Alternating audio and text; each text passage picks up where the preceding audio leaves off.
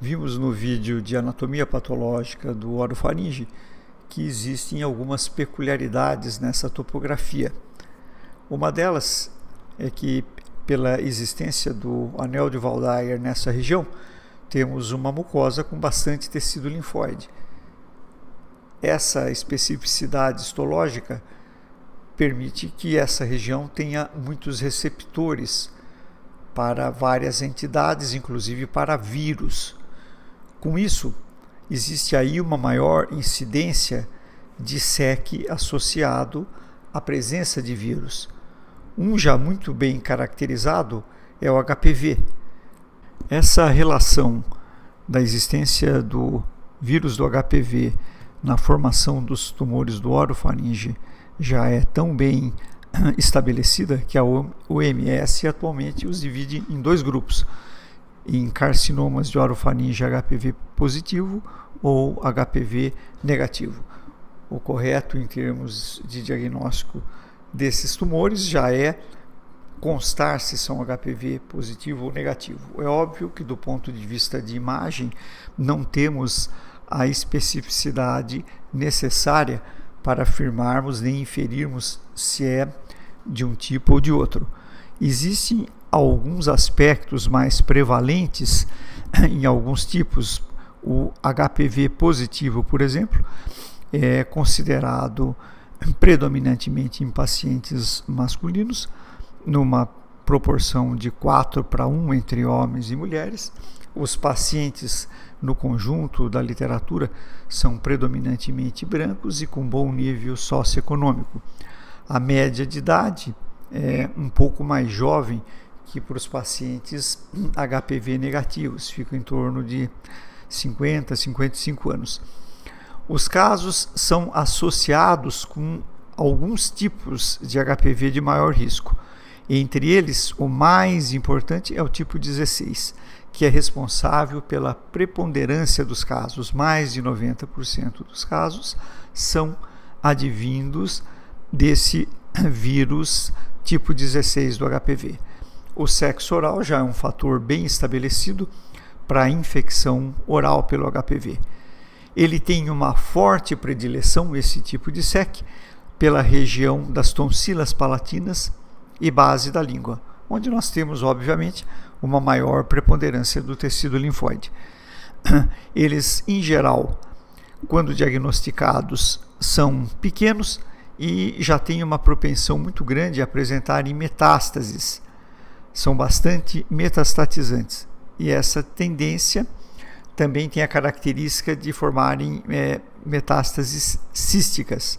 São, em geral, grandes e císticas, ou seja, os tumores tendem a ser pequenos, de uma identificação às vezes até difícil, mas bastante metastatizantes, mais fácil de se ver, inclusive, as metástases, muitas vezes, do que o próprio tumor.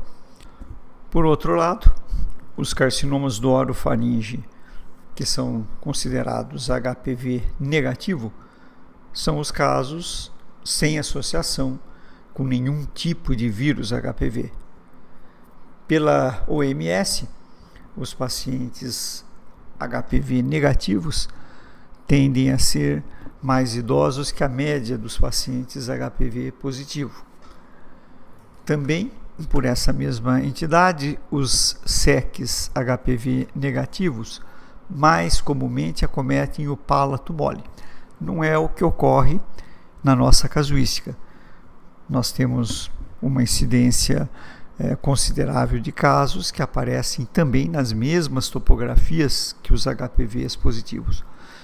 Um bom número de casos aparece na região das lojas amidalianas, base de língua, tem uma propensão grande a se infiltrarem muitas vezes pela própria musculatura da língua, ou também de se propagarem pelas paredes laterais do orofaringe, podendo atingir a região do palato. Não é o mais frequente na nossa casuística termos tumores originariamente se iniciando na região do palato mole. Eles existem, mas não é a maioria do que vemos. Os pacientes, em geral, apresentam-se com um quadro de odinofagia e tem também uma massa em geral cervical por linfonodomegalia. Importante ressaltar que os aspectos pelos exames de imagem não nos permitem com exatidão fazermos essa diferenciação entre HPV positivo ou negativo. Do ponto de vista de exames de imagem, eles são bastante semelhantes e existe uma intersecção entre os achados bastante frequente entre os dois tipos. Mesmo essa frequência de metástases císticas maiores do HPV positivo, nós também as encontramos em muitos casos de carcinomas de orofaringe por HPV negativo. Portanto, do ponto de vista de imagem, ela não é uma diferenciação a ser feita. Obviamente, nós podemos sugerir pelo aspecto, pela faixa etária, pelos aspectos bastante císticos, pelo tamanho pequeno do tumor e uma frequência muito grande de metástases císticas, inferirmos ou sugerirmos a existência de HPV positivo. Isso daí vai ter que ser depois detalhado do ponto de vista de diagnóstico por métodos anatomopatológicos. Essas subdivisões em HPV positivo e negativo têm algumas implicações do ponto de vista clínico. Atualmente é considerado que a sobrevida ou o prognóstico dos pacientes HPV positivo são melhores do que os carcinomas de orofaringe HPV negativos. A sobrevida de 3 anos para os HPVs positivos é considerado em torno de 82%, e pela OMS em torno de 57% para os HPVs negativos, mesmo levando-se em conta a alta metastatização que os HPVs positivos apresentam.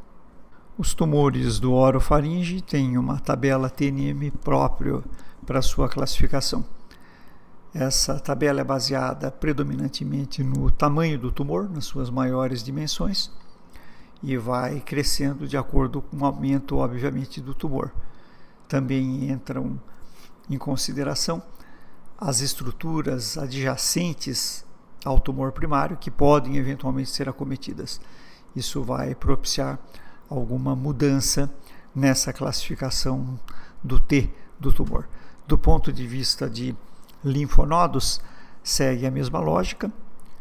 Se tiver um único linfonodo menor do que 3 centímetros, é considerado uma classificação N1 e vai aumentando, obviamente, de acordo com, como diz aí a tabela, de acordo com a maior incidência de linfonodos, os seus tamanhos e a presença ou não de bilateralidade. Logo após o lançamento pela Organização Mundial de Saúde da sua última edição, em 2017, já fazendo essa separação dos tumores de orofaringe em HPV positivo e negativo, o AJCC, que é um comitê americano para o câncer, lançou algumas correções nesse TNM, e é isso que nós vamos rever. Os tumores classificados como HPV positivo, no entanto, têm uma classificação um pouco diferente. O seu T4 não é mais subdividido em T4A e T4B. Ele passa a ser um único grau e é a junção de todos aqueles que vimos naquela tabela anterior. Ele só é classificado, então, como T1, T2, T3 ou T4, sem as subdivisões em T4A ou T4B. As mudanças referentes à classificação dos linfonodos no TNM foram mais importantes. Nós tínhamos na classificação inicial, aquela mesma que vocês podem ver da Organização Mundial de Saúde, que o N3 era definido como metástase em um linfonodo maior do que 6 centímetros em sua maior extensão. A JCC já faz uma distinção bem maior e me parece até mais interessante essa classificação nova deles. Os SECs de orofaringe HPV negativos tiveram uma mudança que foi acrescentado em seus N1 e N2 o termo sem extravasamento linfonodal.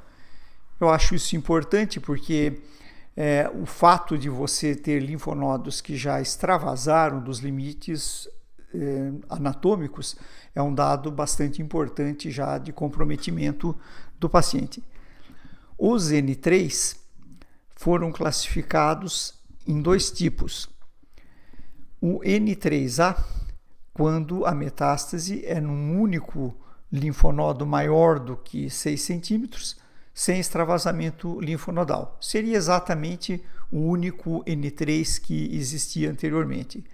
E foi acrescentado agora um novo subtipo, o N3B, que trata exatamente desse fato de você poder ter linfonodos menores, mas que já tiveram um extravasamento para fora dos limites do linfonodo. Então, metástases em um linfonodo maior do que 3,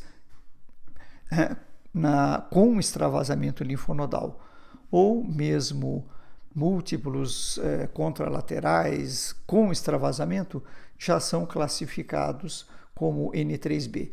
Então, ele trouxe como novidade o aspecto de você considerar esse extravasamento como importante e já mudar completamente o N do tumor. Com isso, obviamente, já vai haver uma mudança significativa no estágio que esse paciente vai classificado. É um dado importante porque o extravasamento, sem dúvida, é um agravante dessas metástases linfonodais. Os SECs de orofaringe HPV positivo, no entanto, foram os que tiveram as maiores mudanças na sua classificação N. Vejam só, passou a ser considerado como N1 quando você estiver diante de um caso de SEC de orofaringe que tem a classificação como HPV positivo.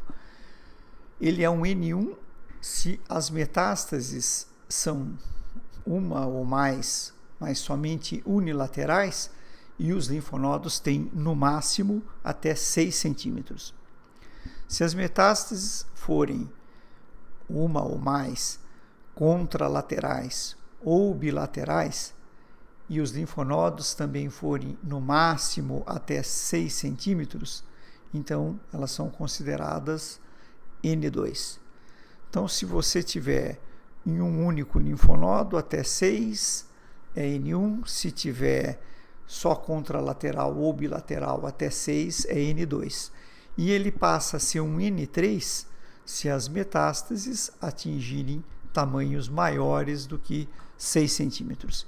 Vejam que nessa classificação da AJCC, ela não está se referindo a extravasamento linfonodal nos casos HPV positivo.